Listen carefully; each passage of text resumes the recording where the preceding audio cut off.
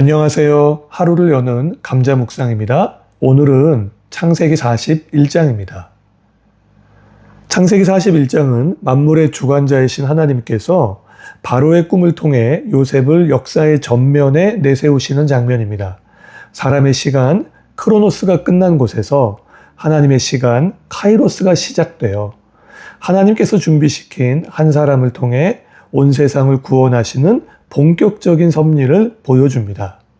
단락의 흐름을 말씀드릴게요. 1절부터 13절은 바로의 꿈과 관원장의 기억입니다. 복직한 술 맡은 관원장이 요셉을 잊은 지 2년이 지났어요. 그때 바로가 두 가지의 꿈을 꾸고 번민합니다. 살찐 소와 파리한 소 꿈과 무성한 이삭과 마른 이삭의 꿈이에요. 개 꿈은 아닌 것 같은데 해석은 못하니까 심란하고 뒤숭숭합니다. 이집트의 점술가들도 쉽게 해석을 못해요. 바로 그때 관원장이 요셉을 기억합니다. 관원장이 요셉을 기억 못했던 걸 죄라고 표현한 걸 보면 일부러 잊은 건 아닌 것 같습니다.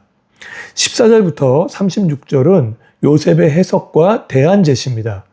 바로 앞에 선 요셉이 16절에 말해요. 내가 아니라 하나님께서 편안한 대답을 하시리이다.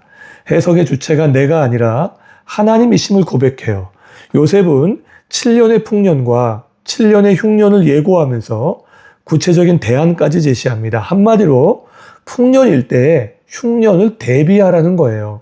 믿음은 하나님을 신뢰한다는 고백을 포함해서 그 믿음으로 지혜를 나타내는 것이라고 볼 수 있습니다. 37절부터 45절은 이집트의 총리가 된 요셉입니다. 바로의 모든 신하가 요셉의 지혜에 감탄하고 38절에 말해요. 이와 같이 하나님의 영에 감동된 사람을 우리가 어찌 찾을 수 있으리요. 요셉에게 인장 반지를 끼우고 이집트의 총리로 세웁니다. 이때가 요셉의 나이 30세였습니다. 46절부터 57절은 풍년과 흉년 그리고 아들들입니다. 요셉의 예언대로 풍년과 흉년이 닥쳐요. 요셉은 풍년의 시기에 두 아들 므낫세와 에브라임을 얻습니다. 온 세상에 극심한 기근이 생기면서 각국 백성들이 양식을 사기 위해 요셉에게 나옵니다. 창세기 37장 기억하시나요? 요셉에게 주신 꿈이 점점 성취되고 있습니다. 핵심 내용을 말씀드릴게요. 첫째, 언제나 하나님의 때가 가장 완벽하고 적절합니다. 이해할 수 없는 기다림의 시간을 지날 때 우리는 하나님이 늦는다고 느껴요. 그러나 하나님은 늦지 않으십니다. 41장은 이렇게 시작해요. 만 2년 후에. 사람의 시계와 하나님의 시계는 다릅니다. 우리에게는 지연처럼 보이지만 하나님에게는 이보다 더 좋은 때가 없습니다. 문제는 우리가 그 때를 잘 알지 못한다는 거예요.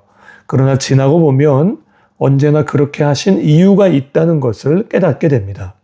2년 전에 요셉이 술 맡은 관원장의 도움으로 감옥에서 나갔다면 요셉은 사면된 노예에 불과했을지도 몰라요. 그러나 2년 후는 어떤 때인가요? 이집트 왕 바로의 꿈을 해석할 수 있는 때였습니다. 하나님께서 요셉을 끄집어내기 전에 이집트의 모든 대안을 무력하게 만드셨어요. 그때 하나님이 준비하신 한 사람이 등장합니다. 요셉입니다. 요셉은 꿈 해석으로 총리가 돼요. 당시 이집트에서 고위 관리가 될 수 있는 나이는 30살부터였다고 합니다. 언제나 하나님의 때가 가장 완벽하고 적절합니다. 그 하나님의 때를 신뢰하고 기다리는 오늘 하루는 아무 의미 없는 시간이 아니라 우리가 준비되는 하루가 될 겁니다. 둘째, 성도는 성공이 아니라 사명을 위해 살아갑니다. 요셉이 총리가 된 건 인생 역전 드라마가 아닙니다. 성경의 초점은 고생 끝에 낙이 온다거나 드디어 성공했다가 아니에요. 요셉의 승진은 개인 서사의 해피엔딩이 아니라 하나님의 구속사를 위한 공적 배치였습니다. 하나님이 요셉을 이집트의 총리로 세우신 것은 야곱의 가문과 온 세상을 구원하기 위한 사명을 위한 것이었어요. 성공 방정식이 아니라 축복의 통로가 된 겁니다. 요셉은 총리가 된 위치에 취하지 않았습니다. 오히려 자신이 해석한 꿈대로 흉년을 대비해요. 결과적으로 이집트가 살고 주변 나라들이 살고 야곱의 가족도 생명과 약속의 길로 가게 됩니다. 하나님의 언약이 계승되고 있어요. 성도는 성공을 위해 사는 사람들이 아닙니다. 사명을 위해 살아가요. 우리의 사명은 무엇일까요? 예수 그리스도의 복음을 전하고 그 복음으로 살아가는 모습을 보여주는 하나님의 자녀로 사는 거예요. 하나님이 우리에게 주신 직분, 영향력, 자원, 사람들로부터 받는 신뢰와 인정이 있어요. 주신 목적은 늘 같습니다. 나를 빛내라고 주신 게 아니라 사람을 살리라고 주셨어요. 그래서 하나님은 실력을 주시기 전에 인격을 다루시고, 기회를 주시기 전에 중심을 다루시고, 문을 여시기 전에 욕망을 다루십니다. 하나님은 빨리 쓰는 것보다 바르게 쓰는 것을 더 중요하게 여기십니다. 오늘의 한마디, 성도는 성공이 아니라 사명을 위해 살아갑니다. 묵상 질문 드려볼게요. 첫 번째 질문이에요. 지금 내 삶에서 만 2년 후에처럼 느껴지는 삶의 영역이 있나요? 나는 조급함과 신뢰 중 무엇을 선택하고 있나요? 하나님의 때가 가장 완벽하고 적절함을 바라봅시다. 두 번째 질문이에요. 하나님이 오늘 내게 더 큰 기회를 주신다면 나는 그것을 자기 증명의 자리로 쓸까요?